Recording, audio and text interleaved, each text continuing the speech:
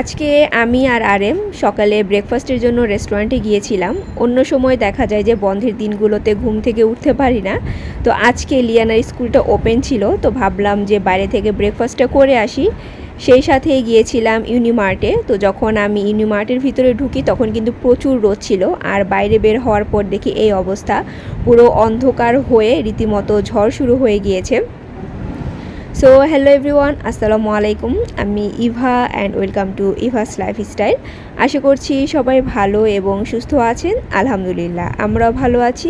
তো বরাবরের মতো আরও একটি নতুন ব্লগ আপনাদের সাথে শেয়ার করতে যাচ্ছি। আশা করছি আমার আজকের ব্লগটিও আপনাদের কাছে ভালো লাগবে।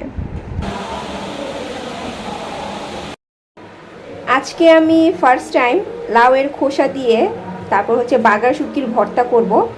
এর আগে কখনো আমি এভাবে শুটকির বাগার ভর্তাটা করিনি। এর জন্য আজকে এখানে নিয়েছি আমি পেঁয়াজ কুচি, রসুন, একটা বাঁশপাতা শুটকি, সেই সাথে নিয়েছি লাউয়ের খোসা। তো লাউয়ের খোসাটা আমি আগে থেকে একটু লবণ দিয়ে হালকা একটু সিদ্ধ করে নিয়েছি। এখন সব কিছু একসাথে আমি ব্লেন্ড করে নিব। আর বাকি যেটা রান্না করব সেটার জন্য এখানে কিছু জিনিসপত্র আমি কেটে রেখেছি।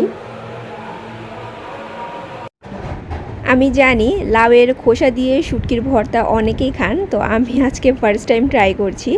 তো অন্য সময় দেখা যায় যে কালো জিরা দিয়ে যে লাউয়ের খোসা পাটায় বেটে ভর্তা, সেটা আমি প্রায় সময় করতাম, কিন্তু ইদানিং আর করা হয় না। তো আজকে হঠাৎ মনে হলো যে কেননা আমি লাউয়ের খোসা দিয়ে শুটকির ভর্তা করি, তবে সেটা বাগার যে ভর্তা হবে সেইটা। এর আগে কিন্তু আমি শুটকির বাগার ভর্তাটা আপনাদের সাথে শেয়ার করেছিলাম। তো সেম ওয়েতেই করব, তেমন স্পেশাল কিছু না, জাস্ট এক্সট্রা করে একটু লাউয়ের খোসা আমি এখানে অ্যাড করেছি। তো যারা আজকে প্রথম আমার ভিডিওটা দেখবেন তাদের জন্য একটু করে বলে দিচ্ছি। তো আমি যে আপনাদেরকে দেখালাম শুটকি, তারপর লাউ, পেঁয়াজ, রসুন এগুলো একসাথে ব্লেন্ড করে নিয়ে সামান্য তেল দিয়ে সেই ব্লেন্ড করা শুটকিটাই কিন্তু আমি এখন প্যানে দিয়ে তারপর হালকা একটু ভেজে নিব। এই যে আমাকে দেখছেন অ্যাপ্রন পরে রান্না করতে, আমি কিন্তু সবসময় অ্যাপ্রন পরে রান্না করি না। এটা মাঝে মধ্যে করি যখন আমি নতুন কোনো ড্রেস পরে রান্না করি, কিংবা ড্রেসের কালারটা অনেক লাইট হয় এবং সেই সাথে যেই রান্নাটা করলে অনেক বেশি ছিটায়, তো ছিটে এসে জামা কাপড় নষ্ট হওয়ার চান্স থাকে, সেই সময়টাতে আমি অ্যাপ্রন পরে রান্না করি। নয়তো যে গরমের মধ্যে অ্যাপ্রন পরে রান্না করার কোনো প্রশ্নই আসে না। তো যাই হোক, আমি শুটকিটাকে কিন্তু হালকা একটু ভেজে নিয়ে তারপর সামান্য পরিমাণ পানি দিয়েছি। সেই সাথে অল্প করে দিয়েছি হলুদ গুঁড়া, মরিচ গুঁড়াটা একটু বেশি দিয়েছি, সামান্য ধনিয়া গুঁড়া, লবণ দিয়ে এখন আমি আস্তে আস্তে করে শুটকিটাকে কষিয়ে কষিয়ে রান্না করব। আমার হাতের রিস্টে যেই দাগটা দেখা যাচ্ছে, তো এই দাগটা দেখে অনেক আপুরাই ভাবছেন যে আমার বুঝি হাত পুড়ে গিয়েছে। তো লাস্ট ব্লগে অনেক আপুরাই কমেন্ট করে জানতে চাচ্ছিলেন, বিশেষ করে যারা নতুন আমার ব্লগটা দেখেছেন আর কি, সেই সব আপুরা। তো আমার হাত কিন্তু পুড়ে যায়নি, আমার একটি স্কিন প্রবলেম হয়েছে। তো আমি ডাক্তার দেখিয়েছি, মেডিসিন নিচ্ছি, তো আলহামদুলিল্লাহ এখন কিন্তু আমার হাতটা ঠিক হয়ে গিয়েছে। শুটকিটা অলমোস্ট হয়ে এসেছে, আর নামানোর ঠিক 3-4 মিনিট আগে আমি অল্প একটু যে চিনি আছে সেটা অ্যাড করে দিচ্ছি। তো শুটকির বাগার ভুনা ভর্তাতে চিনিটা অ্যাড করলে আমার কাছে মনে হয় টেস্ট একটু বাড়ে, তাই আমি সামান্য করে সবসময় একটু চিনি দেই। সেই সাথে নামানোর আগে বেশ কিছু কাঁচামরিচ কুচি দিয়ে আমি নামিয়ে নিব।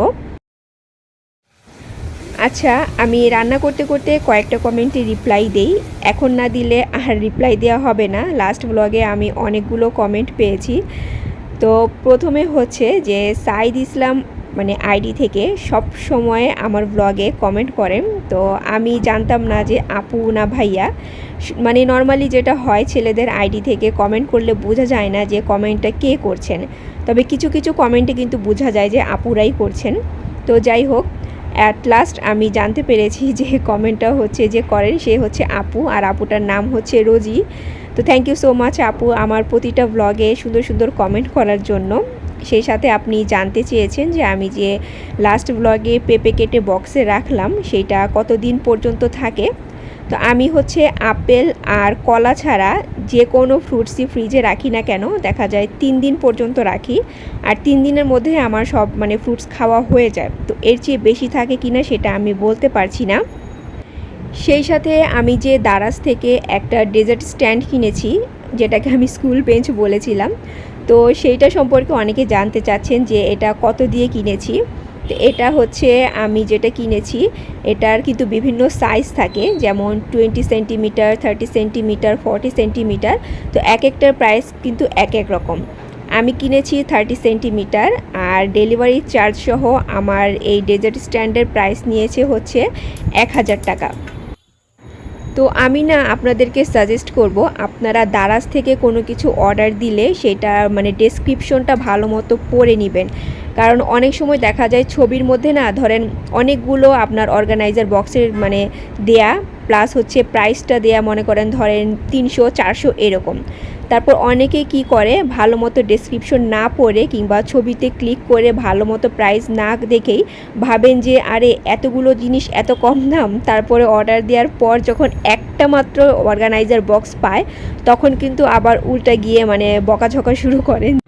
অ্যাকচুয়ালি অনেকগুলি ছবি যদি দেয়া থাকে, তাহলে ছবিতে ক্লিক করলে না দেখা যায় যে কোনটার প্রাইস কত, সেই সাথে হচ্ছে কোনটার সাইজ মানে কতটুকু, সেটা পুরোটা দেখা যায়। আর যদি মানে অনেকগুলো মাল্টিপল মানে ছবি না থাকে, তখন ডেসক্রিপশনটা চেক করে ভালো মতো পড়ে তারপর অর্ডার দিবেন। কারণ সব সেলার কিন্তু সেম থাকে না, কিছু কিছু থাকে যে বেশ ভালো ভালো প্রোডাক্ট দেয়, আবার কিছু কিছু থাকে যে ডিফেক্ট জিনিস দেয়।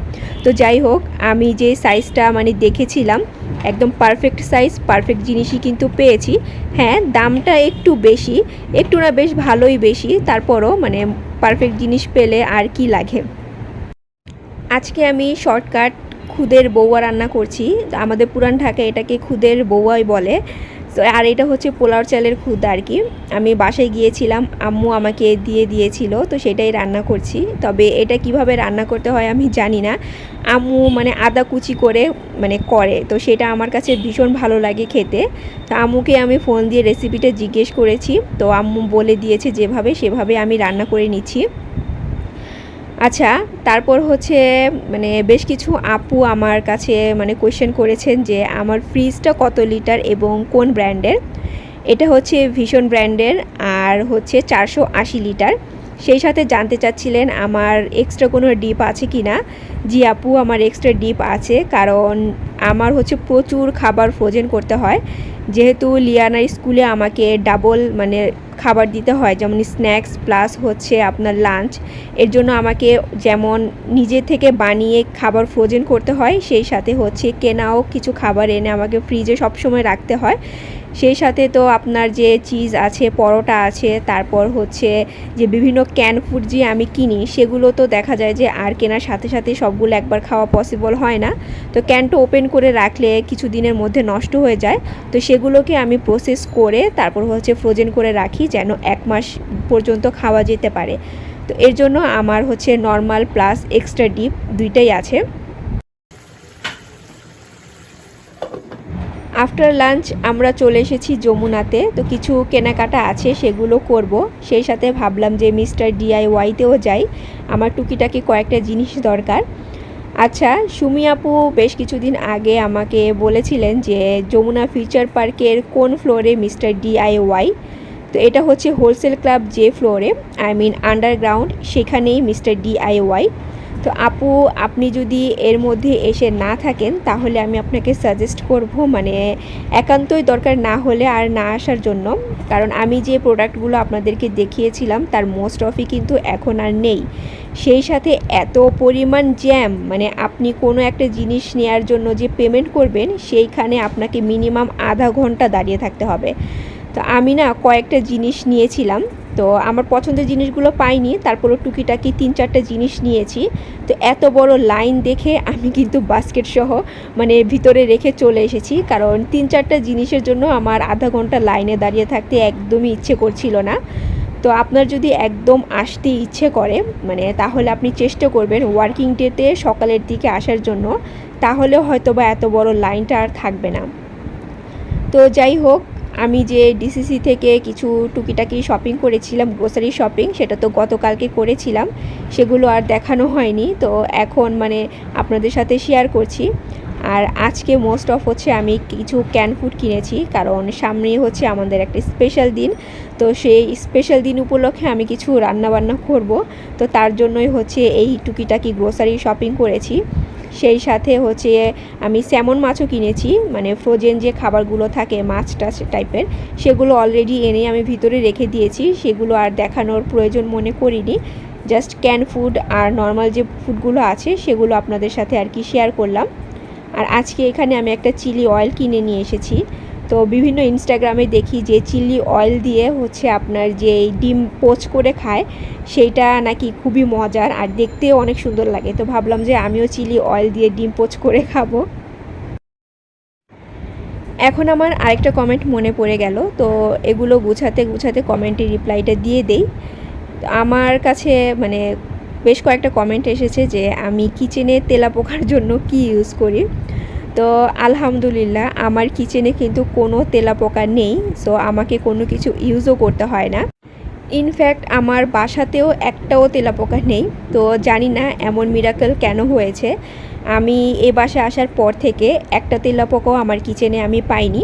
তবে আসে না সেটা কিন্তু না, মাঝে মধ্যে দেখা যায় প্রচুর যখন বাতাস থাকে তখন ব্যালকনি থেকে জানালা থেকে উড়ে দুই একটা বড় সাইজের যে তেলাপোকা সেগুলো কিন্তু চলে আসে।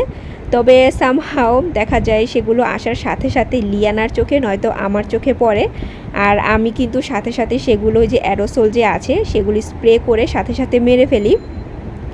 আর কিচেনে তেলাপোকা না হওয়ার মানে আরও রিজন আছে, কারণ আপনার যদি ক্যাবিনেট থাকে কিংবা ক্যাবিনেট নাই থাকুক না কেন, আপনারা সেগুলোকে রেগুলার মানে ক্লিন করার চেষ্টা করবেন।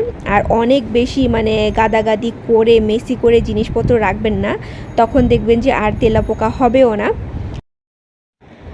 আচ্ছা, আমি এখানে আরএম আর লিয়ানার জন্য কিছু গিফটের মানে ড্রেস কিনেছি। তো আরএমও আমাকে ড্রেস গিফট করেছে, তো এগুলো আর দেখালাম না, মনে হলো যে পার্সোনাল জিনিস না দেখাই। তো আমি সাজগোজ থেকে লিয়ানার জন্য একটা মানে কি বলে সানস্ক্রিন কিনেছি, কারণ লিয়ানা আমার সানস্ক্রিন নিয়ে মানে পুরো দৌড়াদৌড়ি শুরু করে দেয়। তো ভাবলাম তাকে এক্সট্রা একটা সানস্ক্রিন কিনে দিই। সেই সাথে আরএম আমাকে একটা নির্ভানার লিপ লাইনার গিফট করলো। তো আমি হচ্ছে আজকে first time Jamuna future park থেকে কোনো ক্রোকারিস কিনলাম। অ্যাকচুয়ালি আমি যে আপনাদেরকে বলেছিলাম না আমি অনেক কিছু কেনা বাকি রয়ে গিয়েছে যখন নিউ মার্কেটে গিয়েছিলাম, তো তার মধ্যে এই ধরনের জিনিসও একটা ছিল। তো আমি তো আর কিনতে পারিনি, তো ভাবলাম যে এখন যেহেতু আমার ইমার্জেন্সি দরকার, তাই যমুনা ফিউচার পার্কে ঘুরে ঘুরে আমার এটা একটু পছন্দ হলো, তা আমি এটা নিয়ে নিলাম। আর বাজেটের মধ্যেই ছিল, আর এটা কিন্তু ওভেন প্রুফ। আর যমুনার মানে ক্রোকারিজের যে ফ্লোরটা আছে সেই সবগুলোতে কিন্তু আমি কখনো যাইনি, কারণ আমার কাছে সবসময় মনে হতো যে জিনিসপত্রের দাম অনেক বেশি। তো হ্যাঁ, জিনিসপত্রের দাম একটু বেশি তাই বলে অনেক বেশি না, আর অনেক সুন্দর সুন্দর কালেকশন আছে। এবার গিয়ে আমি দেখলাম। তারপর আজকে সকালে যে ডিসিসিতে গিয়েছিলাম সেখান থেকেও আমি দুইটা জিনিস নিয়ে এসেছি। তো এগুলো হচ্ছে আমার মানে যে খাবার আমি বললাম যে রান্না করব সেই সার্ভ করার জন্য আমার এই জিনিসগুলো লাগবে। তো এটা হচ্ছে একটা কেক স্ট্যান্ড, আমার কিন্তু এরকম কেক স্ট্যান্ড একটা আছে, তো আমি আরও একটা কিনে নিয়ে এসেছি। আমি যখনই এই ধরনের জিনিস কিনি তখন কিন্তু সেই ভাইয়াটাকে অনেক বেশি মিস করি, যে ভাইয়াটা নাকি আমাকে ক্রোকারিজের জিনিসপত্র গিফট করতো। তো উনি দেশে থাকতে দেখা যেত আমার কিন্তু এই ধরনের জিনিস তেমন একটা কিনতে হতো না, উনি অনেক সুন্দর সুন্দর জিনিস আমাকে গিফট করতেন। তো এখন আর নেই, তাই আর কি করার, নিজের জিনিস নিজেকেই কিনতে হচ্ছে।